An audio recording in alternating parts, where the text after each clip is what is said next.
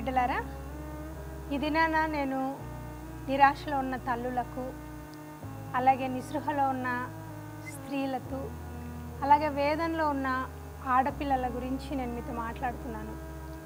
ఎందుకు అంటే మేము దేనికి పనికిరాము, ఎందుకు పనికిరాము అని అనుకున్న వాళ్ళ కొరకు నేను ఈ మాటలు మాట్లాడుతున్నాను. ఆయన నిరాకారంగా ఉండడానికి ఆయన భూమిని సృజించలేదు, కాబట్టి ఆయన మనుషులను ఎందుకు సృజిస్తారు అనే విషయాన్ని నేను మీతో మాట్లాడుతున్నాను. అలాగే ఒక ఏడుస్తున్న హాగరు అనుకోలేదు తను ఒక ఇష్మాయేలు జాతికి తల్లినవుతానని. అలాగే హన్నా అనుకోలేదు ఒక గొప్ప ప్రవక్తకి నేను తల్లిని అవుతానని. అలాగే రిబ్కా అనుకోలేదు మరి యాకోబుకు ఏశావుకు నేను తల్లిని అవుతానని. అలాగే మరి రాహేల్ అనుకోలేదు యేసుక్రీస్తు వారి వంశావళిలోనికి నేను వస్తానని. అలాగే రూత్, మోయాబీయురాలైన రూత్ అనుకోలేదు తను ఒక యేసుక్రీస్తు వారి వంశంలోనికి వస్తానని, ఒక బోయేజ్ లాంటి ఒక గొప్ప వ్యక్తిని నేను మ్యారేజ్ చేసుకుంటానని. కాబట్టి ఈ దినంలో నా జీవితం మోడుబారిపోయింది. తర్వాత నాకు పిల్లలు లేరు, అలాగే నన్ను మ్యారేజ్ కాని వాళ్ళు నన్ను ఎవరు మ్యారేజ్ చేసుకుంటారు, నాకు 40 years అవుతుంది, 39 years అవుతుంది, తర్వాత 35 years అవుతుంది. ఇలాగా రకరకాలుగా చెప్పుకునే వాళ్ళు భూమి మీద చాలామంది ఉన్నారు. కానీ దేవుడు నీలోని బలహీనతను కాదు, నీలోని శక్తిని ఆయన చూసేవాడుగా ఉన్నాడు. హన్నా లోపము ఒక గొప్ప ప్రవక్తని భూమి మీదకి తీసుకొని వచ్చింది. హన్నా కన్నీరు ఒక ప్రవక్తని దేవుని రాజ్యానికి ఇవ్వగలిగింది. కాబట్టి దినాన ఎవరు కన్నీరు కారుస్తున్నా, ఎవరు ఏడుస్తున్నా దేవుడు ఆ కన్నీటికి అంటూ ఒక మీనింగ్ ఇచ్చాడని నేను చెప్పగలను. ఎందుకంటే ఆయన అంటాడు, మరి పెంట కుప్ప మీద నుండి దరిద్రులను దీనులను పైకి లేవనెత్తువాడు ఆయనే అని.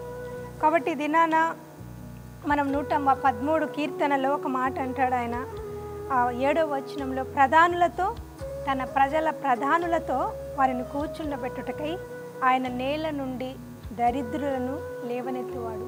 రాహేల్లో నుంచి మరి ఒక ప్రధానమంత్రి ఐగుప్తు దేశానికి, ఒక పరాయి దేశంలోనికి మరి తన కుమారుడు మరి ప్రధానమంత్రిగా అవుతాడని రాహేల్ కూడా అనుకొని ఉండదండి. ఎందుకు చెప్తున్నానంటే ఆ ప్రాఫెసీ అనేది రాహేల్ జీవితంలో నెరవేరిన విధానం చూస్తే నాకు ఆశ్చర్యం అనిపిస్తుంది. ఆమె వాళ్ళ అన్న ఇంటిలో వాళ్ళ అన్నలు ఆమెను దీవించిన విషయాన్ని నేను మీతో జ్ఞాపకం చేయాలి. సహోదరి, నువ్వు వేవేల మందికి మరి తల్లి బవుదుగాక, నీ సంతానము తమ పగవారి గవిని స్వాధీనపరుచుకుందురుగాక అని అంటారు. నిజంగానే యోసేపు పగవారు అంటే ఐగుప్తీయులు పక్క రాజ్యం వాళ్ళతో ప్రధానమంత్రి అయ్యాడు.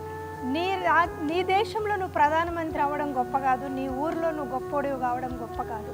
కానీ అన్య దేశంలో ఆశీర్వదించిన విధానాన్ని మనం చూస్తాం. రాహేలు, అలాగే రాహాబు, రూతు వీళ్ళందరూ కూడా వేరే చోట్లకు వచ్చి వాళ్ళు అభివృద్ధి చెంది ఆశీర్వదించబడిన వాళ్ళు. మరి రాహేలు మోయాబును మరి రాహేలు వేరే దేశం నుంచి వచ్చి మరి ఇక్కడ కలుసుకునింది.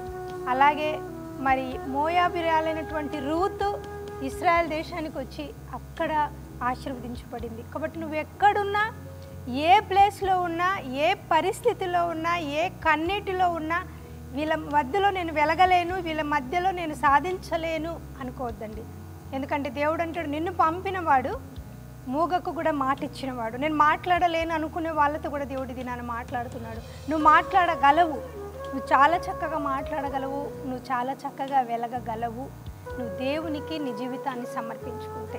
కాబట్టి దినాన ఏ రకమైన టాలెంట్ నాకు లేదు అనుకున్న వాళ్ళు కూడా అనేక రకాలైన టాలెంట్తో దేవుడు వాడుకోవడానికి ఆయన సిద్ధంగా ఉన్నాడు. కాబట్టి నీ జీవితం నిష్ప్రయోజనం కాదు అనే ఒక చిన్న లైన్ నువ్వు రాసుకుంటే దేవుడు నిన్ను గొప్పగా చేయబోతున్నాడు అనే విషయాన్ని. ఎందుకంటే అది నువ్వు కాదు చేసేది, ఆయన చూసినప్పుడు మరి ప్రవక్త అయిన మరి సమూయేల్ గారు మరి దావీదు గారిని పక్కకు పొమ్మంటారు. అప్పుడు దేవుడు అంటాడు, మనుషుడు పైరూపాన్ని లక్ష్య పెడతాడు, యెహోవా హృదయాన్ని లక్ష్య పెడతాడు. నీ హృదయము దేవునికి ఇస్తే ఈ దినాన దేవుడు నిన్ను గొప్ప వ్యక్తిగా, మరి అనేక మందికి ఆశీర్వాదమైన వ్యక్తిగా దేవుడు నిన్ను మార్చబోతున్నాడు. ఆ విధంగా మీ జీవితం ఉండాలని కోరుకుంటూ మీ కొరకు ప్రార్థిస్తున్నాను. యేసుప్రభు వారి నామంలో మీ కొరకు నిలిచి మీ కొరకు నిలబడుతూ ప్రార్థిస్తున్నాను. Praise the lord.